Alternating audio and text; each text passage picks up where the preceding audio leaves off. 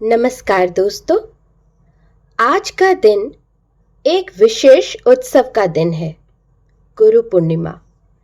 एक ऐसा दिन जब हम उन सभी गुरुओं को नमन करते हैं जो हमें जीवन के अंधकार से प्रकाश की ओर ले जाते हैं। आइए सबसे पहले जानते हैं कि गुरु पूर्णिमा का इतिहास क्या है, क्यों मनाया जाता है गुरु पूर्णिमा। क्या आप जानते हैं कि गुरु पूर्णिमा की शुरुआत कब से हुई थी? दरअसल इस दिन महर्षि वेद व्यास का जन्म हुआ था, जिनकी कृपा से वेद, पुराण और महाभारत जैसे ज्ञान हमें प्राप्त हुए। इसलिए इस दिन को व्यास पूर्णिमा भी कहा जाता है। बौद्ध धर्म में भी ये दिन खास है। भगवान बुद्ध ने इसी दिन अपना पहला उपदेश दिया था। अच्छा, गुरु का अर्थ क्या होता है, क्या आप लोग जानते हैं? गुरु का अर्थ आइए मैं आपको बताती हूँ। गु का अर्थ होता है अंधकार और रू का अर्थ होता है उसे मिटाने वाला। गुरु वही होता है जो अज्ञान रूपी अंधकार को मिटाकर हमें आत्मज्ञान दे। एक सच्चा गुरु केवल किताबों की बातें नहीं सिखाता, वह जीवन जीने की कला को भी सिखाता है। जैसे कि संत कबीरदास जी ने कहा था, गुरु गोविंद दाऊ खरे, काके लागू पाओ, बलिहारी गुरु आपने, गोविंद दियो बताए। गुरु सिर्फ संत ही नहीं होते, जीवन में हर मार्गदर्शक गुरु है। हमारे माता पिता, शिक्षक, बड़े भाई बहन, यहाँ तक कि कोई किताब या अनुभव भी हमारा गुरु बन सकता है। गुरु होना जरूरी नहीं है कि वो हमें दीक्षा दे, वह हमें दिशा भी दे सकता है। तो हमारे स्कूल के टीचर, हमें जीवन में कुछ भी सिखाने वाले, अनुभव करवाने वाले, हमारे आध्यात्मिक गुरु, माँ, कोच, ये सारे ही गुरु हैं। गुरु को समर्पण कैसे करें, आइए जानते हैं। गुरु पूर्णिमा का असली अर्थ क्या है, सबसे पहले ये जानना आवश्यक है। गुरु पूर्णिमा का असली अर्थ है कृतज्ञता। इस दिन हम अपने गुरु को धन्यवाद देते हैं, उनके दिखाए मार्ग पर चलने का संकल्प लेते हैं। तो हम कोई छोटा सा उपहार, एक पत्र लिखकर या एक कॉल करके, एक सच्चा धन्यवाद करके हम उन्हें कृतज्ञता अपनी दिखा सकते हैं। ये भाव होते हैं जो हम समझा सकते हैं। आइए जानते हैं, जिन वेद व्यास जी के नाम पर हम आज भी गुरु पूर्णिमा का पर्व मनाते हैं, कौन थे वो वेद व्यास जी? आइए उनका परिचय जानते हैं, लेकिन उससे पहले चैनल को सब्सक्राइब कर लीजिए।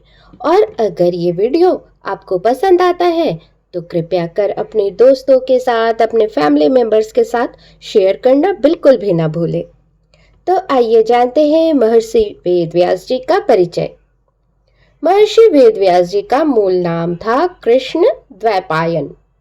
कृष्ण इसलिए क्योंकि उनका रंग श्याम था। द्वैपायन इसलिए क्योंकि उनका जन्म द्वीप में हुआ था। बाद में जब उन्होंने वेदों का विभाजन किया, तब उन्हें वेद व्यास की उपाधि मिली। व्यास शब्द का अर्थ है विस्तार से बताने वाला या संकलन करता। आइए जानते हैं महर्षि वेद व्यास का जन्म और उनका वंश।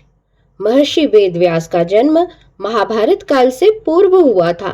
उनके पिता थे महर्षि पराशर, जो महान तपस्वी और विद्वान थे।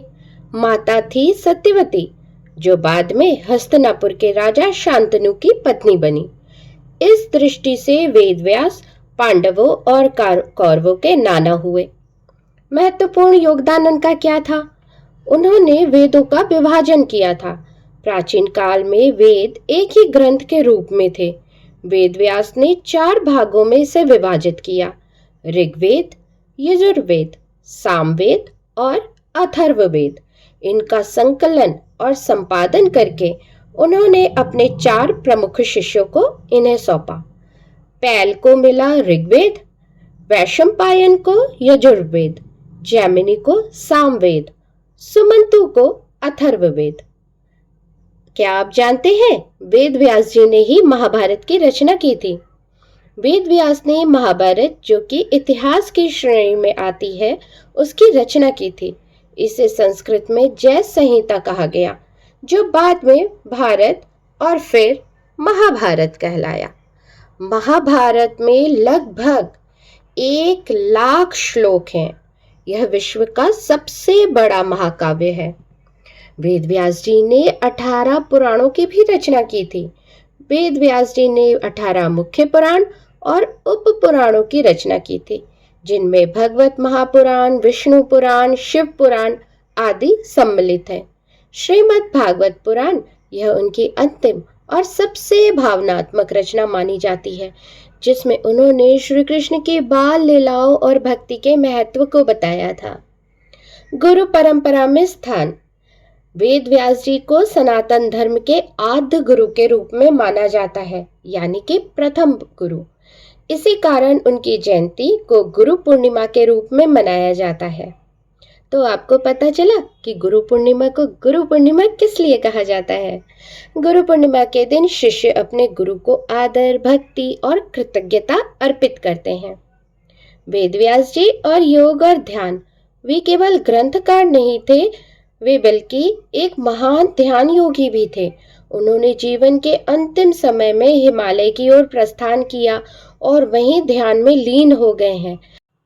माना जाता है कि वे आज भी सूक्ष्म रूप में विद्यमान है। वेद व्यास जी की वाणी के प्रेरक उद्धरण है, धर्मो रक्षति रक्षितः, यानी धर्म की रक्षा करने वाला स्वयं धर्म द्वारा सुरक्षित रहता है। और दूसरा है प्रेरक वचन, सत्यम वद धर्मम चरः, यानी सत्य बोलो और धर्म का आचरण करो। वेद व्यास केवल एक व्यक्ति नहीं थे, वे एक विचार थे, ज्ञान, विवेक और संयम का प्रतीक है। उन्होंने हमें सिखाया कि ज्ञान संचित करने से नहीं, बांटने से जीवित रहता है।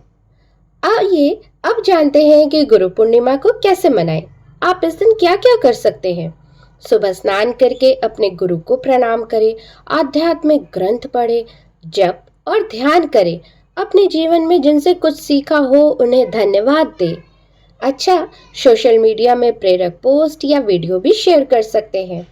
तो आइए चलिए आज संकल्प लें कि हम अपने गुरु के बताए मार्ग पर चलेंगे और स्वयं भी किसी के लिए मार्गदर्शक बनेंगे, क्योंकि वेद व्यास जी का जो प्रेरक उद्धरण है वो यही है कि ज्ञान खुद भी पाओ और दूसरों को भी बांटो।